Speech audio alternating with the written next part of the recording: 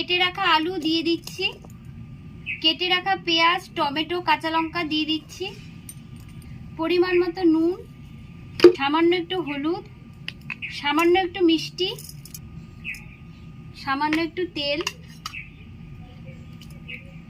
এবার ভালো করে সব একসাথে মেখে নেব।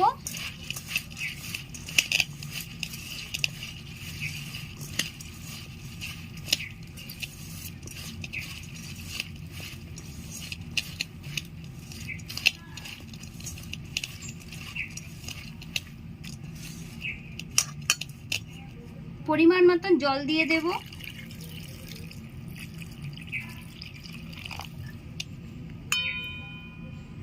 উনুনটা আমার ধরে গেছে, এবার আমি কড়াইটা বসিয়ে নিচ্ছি।